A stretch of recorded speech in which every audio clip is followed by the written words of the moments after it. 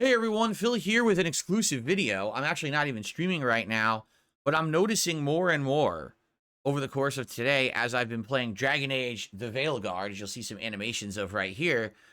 People kept coming to my stream literally throughout the 3+ hours I was playing, asking me, what do you think? What are your impressions? What do you think? What are your impressions? And normally I would do a segment like this on my podcast, but I'm not doing a podcast tomorrow. I'm busy. So what I'd like to do is a little mini video here to give you my thoughts. So at this point, I am now around 4 hours into Dragon Age the Veilguard. I'm playing it on the PS5 Pro at 4K, 60 frames per second, the Pro Boost mode. It runs gorgeously on the PS5 Pro. I haven't had any issues whatsoever with the graphics. The effects are great. The frame rate is great. The detail is great. You know, it's just a gorgeous game on that setting specifically designed for the PlayStation 5 Pro. I don't know about any other versions of the game. I'm just giving you my firsthand experience. As for the story, it's all right. Has a little bit of an action-packed intro that lasts about an hour. Then you get more into the meat of the game and what it's going to be, and there's a lot of talking and exposition, as there typically is at the beginning of an RPG. And then it throws you into some combat. It throws you into some very small dungeons, teaching you basic mechanics of combat and doing, things like that. And it's fine, It's not overly boring and slow moving, but it's also not too much action and you don't know what's going on. It's kind of a good balance so far. The combat, which I think is going to be a major source of contention for everyone. I'm playing a mage, and with the mage, your goal is to stay ranged like all the time. Keep hitting them with projectiles. Charge up your special moves. Use your special moves. Use your teammates' abilities to slow or keep the enemies away while you're pelting them. And then when you have like a max mana blast, you blast them back with that. I have a few spells that like freeze all the enemies and stuff like that. It's fine. Okay? So, I mean, overall, graphics are good. Story is fine. Gameplay is fine. All right? You might notice I'm not really saying too much about, oh, I'm blown away by this or I hate this. And honestly, that's because that's kind of my opinion about the game right now. It's just kind of all right.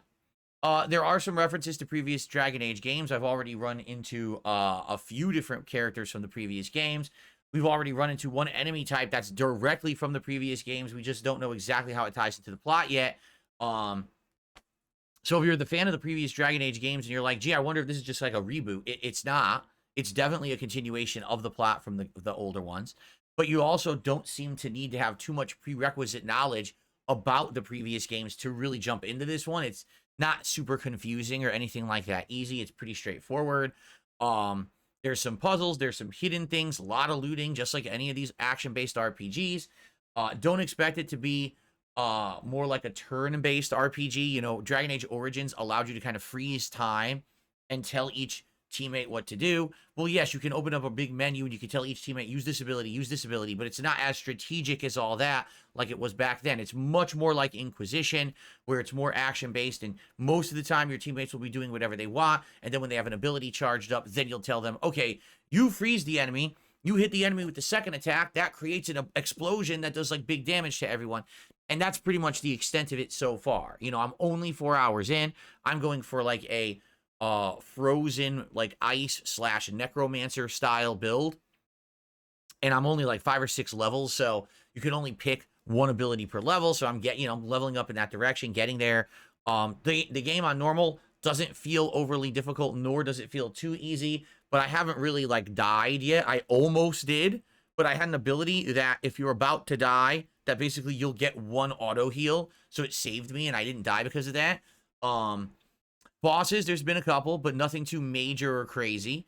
I mean, to be honest, I'm trying to be as open as I can. It's just not amazing, but it's not bad. It's just kind of middle of the road for me.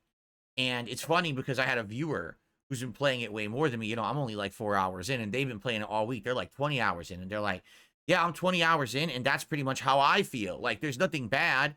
There's nothing great. It's just kind of an RPG. If you like Dragon Age, you'll probably like it a little more because it ties into previous plots and themes and some characters roll over. By the way, is it woke? Well, I'm 4 hours in. Nothing really has happened in that regard. There's been a couple dialogue choices where you can pick romance, and I didn't do it.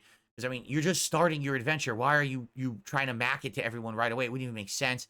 It's really stupid those options are in that early. Anyway, I'm used to, like, a game like Mass Effect, right? in order to get to any kind of romance options, you've got to be into the story. You got to have had multiple dialogues with characters to unlock that kind of level of rapport. In this game, they just toss it right at the beginning. Oh, here it is. Well, I don't want to do it right away. It kind of reminds me of Baldur's Gate 3 was the same. It's so unrealistic. I feel like it's for people who just, they want the game to be a dating simulator rather than an RPG. And I guess that's fine if you want that. I don't give a shit. But the options have been there. I haven't paid attention to them. Nothing has been shoved down your throat so far. We know that these themes will be in the game at some point. But at this point early on, it's not a big deal. It's not in your face constantly. It feels like an action RPG. And that's really the best I can say. Like, I'm trying to represent it fairly. There's nothing in the game that's angering me or disappointing me. And there's nothing in the game that's exciting me. It's kind of like, it's all right. You know, if you're along for the ride, some people are saying it's between 30, 40 hours long, and you're just looking for a standard RPG that will finally continue the story of Dragon Age after being gone for 9 years, I guess it's going to be passable. Maybe I'm wrong. Maybe things will pick up later and I'll be excited, or maybe I won't. But these are just my early impressions. You know, some people are like, is it worth $70? I don't know. 4 hours in. Maybe at the end, if it's $40 and the end is great and everything, I'll be like, yeah, it was worth it, you know? But maybe I'll feel at the end it was just just all right. And it ain't worth all that time investment. I don't know. But that's my thoughts so far. I'm going to keep playing it. You know, we had a good stream today where attendance was decent. Support, you know, we hit the goal. So I think we're going to do another stream of it Thursday. And I'm sure my opinion will develop about the game over time. But my early experience, I mean, the most impressive thing is the graphics on the PS5 Pro. It's a super good looking game on PS5 Pro. Amazing detail, 60 frames at 4K. Yeah, they did a great job there. Outside of that, everything else is just all right. Okay? That is my first impressions, 4 hours in of Dragon Age the Veilguard. I hope that helped you make a decision for yourself. Thanks a lot, and more of that playthrough coming soon. So I'll see you for it then.